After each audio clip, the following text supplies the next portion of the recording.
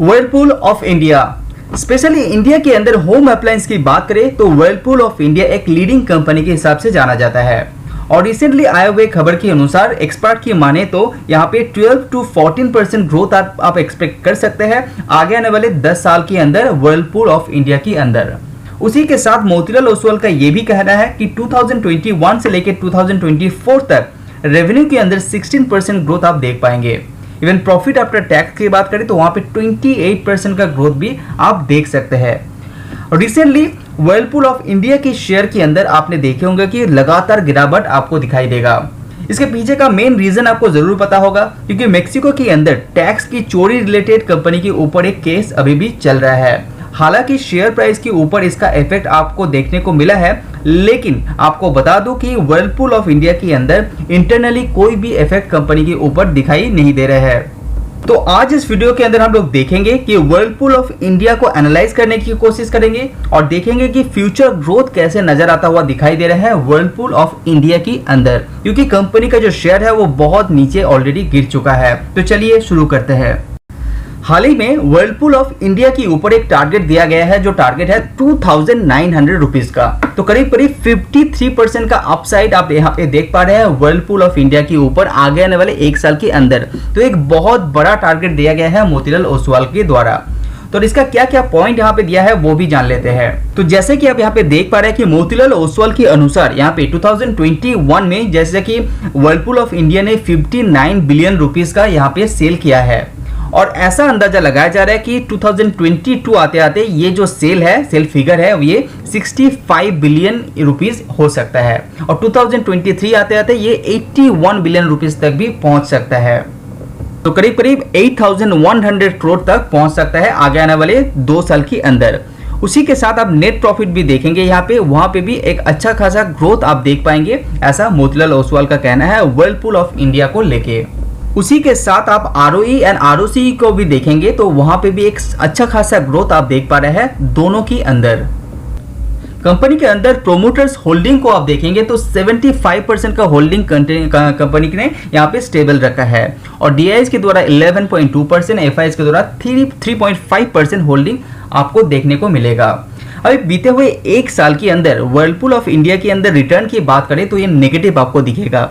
जैसे कि आप यहाँ पे देख पा रहे हैं कि ये व्हर्लपूल ऑफ इंडिया का रिटर्न है, और यहाँ पे सेंसेक्स का रिटर्न आप देख पाएंगे। तो दोनों से कंपेयर करेंगे तो यहाँ पे बहुत ज्यादा गिरावट व्हर्लपूल ऑफ इंडिया के अंदर अभी रिसेंट कंडीशन में दिखाई दे रहा है। अगर आप व्हर्लपूल ऑफ इंडिया के अंदर एक्सपोर्ट की बात करें तो आप स्क्रीन में देख पा रहे हैं रिसेंट कंडीशन में फाइनेंशियल ईयर 2021 में 5.4% कंपनी का जो सेल है वो एक्सपोर्ट के द्वारा ही आया है, और यहाँ पे 3.2 बिलियन रुपीस का सेल किया गया है एक्सपोर्ट के द्वारा। अगर आप कंपनी का जो रेवेन्यू है उसके ऊपर नजर डालते हैं तो एक स्टेबल ग्रोथ आपका रेवेन्यू के अंदर दिखाई देगा। जैसे कि आप यहाँ पे देख पा रहे हैं फाइनेंशियल ईयर 2014 में कंपनी यहाँ पे 28 बिलियन रुपीस का रेवेन्यू अर्न करता था, वो बढ़ते हुए आपको दिखाई दे रहा है फाइनेंशियल 2021 में 59 बिलियन रुपीस का। और ऐसा अंदाजा लगाया जा रहा है कि 16% की दौर से ये रेवेन्यू ग्रोथ हो सकता है आगे आने वाले 3 साल के अंदर, जैसे कि आप यहाँ पे स्क्रीन में देख पा रहे हैं।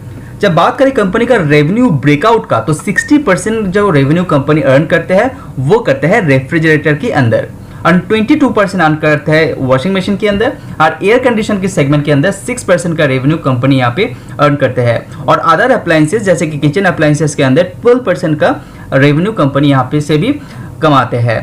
तो यहाँ पे आप देखने वाला चीज यहाँ पे क्या है कि जो अदर अप्लायंसेस है, किचन अप्लायंसेस स्पेशली, कंपनी वहाँ पे लगातार अपना कैपेक्स कर रहा है, और यहाँ पे ग्रोथ भी लगातार कंपनी दिखा रहे हैं। वीडियो पसंद आए तो लाइक जरूर कीजिए। तो चलिए अभी जान लेते हैं मार्केट शेयर। अभी रेफ्रिजरेटर्स के अंदर कंपनी सबसे ज्यादा रेवेन्यू अर्न करता है। तो रेफ्रिजरेटर मार्केट के अंदर स्पेशली इंडियन मार्केट के अंदर 18% Whirlpool of India market share gain करते हैं। तो लीडर कौन है यहाँ पे? LG यहाँ पे 31% के साथ लीडर दिखाई दे रहा है, सैमसंग यहाँ पे नंबर 2, एंड थर्ड में यहाँ पे व्हर्लपूल ऑफ इंडिया को दिखाई दे रहा है। 18% मार्केट शेयर ये गेन करते हैं। हालांकि आपको मैं बता दूं कि 18% ये लगातार इंक्रीज कर रहा था, लेकिन रिसेंटली थोड़ा सा प्रेशर में आते हुए दिखाई दे रहा है, इसीलिए कंपनी के ऊपर ये भी एक इनडायरेक्ट प्रेशर बनते हुए दिखाई दे रहे हैं। जब बात करें वॉशिंग मशीन के अंदर, तो वॉशिंग मशीन के अंदर भी 17% मार्केट शेयर होल्ड करते हैं, स्पेशली इन इंडिया। अभी आप वर्लपूल ऑफ इंडिया को दूसरे बड़ी कंपनी से कंपेयर करना चाहते हैं तो ये स्लाइड आपके लिए बहुत इंपॉर्टेंट है। यहाँ पे रेवेन्यू आप देख पा रहे हैं, इंडिया की बड़े बड़े कंपनी ब्लू स्टार, वोल्टास हो गया, हिताची हो गया, एलजी, सैमसंग, इससे आप कंपेयर कर रहे हैं यहाँ पे, तो आप देख पा रहे हैं कि जिस तरह से रेवेन्यू दूसरे कंपनी में यहाँ पे गिरावट दिखाया है, उस तरह से वर्लपूल ऑफ इंडिया के अंदर रेवेन्यू उतना गिरा यहाँ पे नहीं है। तो यहाँ पे एक अच्छी बात यह है कि दूसरा कंपटीटर के मामले में यहाँ पे वर्लपूल एक स्टेबल दिखाई दे रहा है। अभी आप यहाँ पे रेटिंग का भी कंपेयर करेंगे, दूसरे बड़े बड़े कंपनी के साथ रेटिंग का भी कंपेयर करेंगे, तो यहाँ पे मोतीलाल ओसवाल के द्वारा दूसरा जो कंपनी है यहाँ पे न्यूट्रल दिखाई दे रहा है, जैसे कि हैवेल्स न्यूट्रल रहा है, वोल्टास भी यहाँ पे न्यूट्रल दिखाई दे रहा है। उसी के साथ यहाँ पे क्रॉम्पटन एंड वर्लपूल यहाँ पे बाय के अंदर दिखाई दे रहा है। अभी टारगेट की बात करें तो टारगेट देखिए, वर्लपूल के अंदर यहाँ पे 53% का अपसाइड यहाँ पे दिखाई दे रहा है एंड क्रॉम्पटन के अंदर 17% का अपसाइड यहाँ पे दिखाई दे रहा है। तो वर्लपूल इंडिया के अंदर आप कर्जे की बात करें, डेब्ट की बात करें, तो कंपनी के ऊपर कोई भी कर्जा नहीं है। हालांकि कंपनी के पास रिजर्व कैश अच्छा खासा मौजूद है, वो भी दिखाई दे रहा है। तो वर्लपूल ऑफ इंडिया को आप डेट फ्री कंपनी मान सकते हैं। तो इतना कुछ जानने के बाद अभी सवाल ये आता है कि आपको इसके अंदर निवेश करना चाहिए या नहीं करना चाहिए। अगर आपको इलेक्ट्रॉनिक अप्लायंस की सेक्टर अच्छा लगता है तो वर्लपूल ऑफ इंडिया एक अच्छा चॉइस हो सकता है। अभी इसको वैल्यूएशन को भी आप देखेंगे तो यहाँ पे पीई के हिसाब से अभी 80 के आसपास दिखाई दे रहे हैं। हालांकि आप दूसरे कंपनी से भी कंपेयर करेंगे तो हाई पीई आपको मिलने वाला है।